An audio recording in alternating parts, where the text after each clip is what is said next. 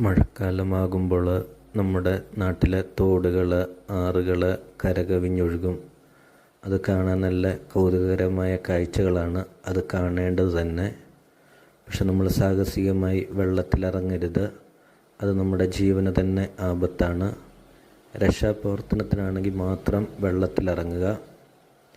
അതുപോലെ റോട്ടിലൊക്കെ വെള്ളം കയറുമ്പോൾ നമ്മൾ രസത്തിന് വേണ്ടി വെള്ളത്തിലിറങ്ങരുത്. എലിപ്പനിക്ക് പോലുള്ള സാംക്രമിക രോഗങ്ങൾ പിടിപെടാൻ സാധ്യതയുണ്ട്. പിന്നെ അത്യാവശ്യമുള്ളവർ സുരക്ഷ പാലിച്ച് വെള്ളത്തിലിറങ്ങുക. അതുപോലെ തന്നെ വെള്ളക്കെട്ടുള്ള ഭാഗത്തൂടെ സാഹസികമായി വണ്ടി ഓടിക്കാതിരിക്കുക. നമുക്ക് നല്ല സാഹസികമായിട്ട് തോന്നും, പക്ഷേ റോഡ് ഏതാ ഓട ഏതാന്ന് നമുക്ക് അറിയത്തില്ല. വെള്ളം കൂടുതലുള്ള ഭാഗത്ത് വരുമ്പോൾ വണ്ടി നിൽക്കും.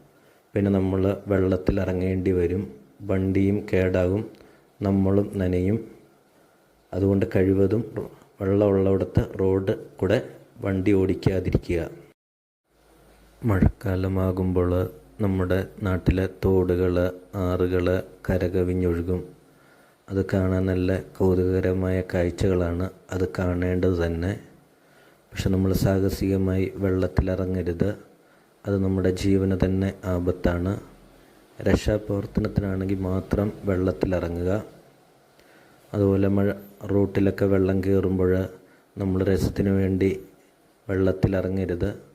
എലിപ്പനിക്ക് പോലുള്ള സാംക്രമിക രോഗങ്ങൾ പിടിപെടാൻ സാധ്യതയുണ്ട്.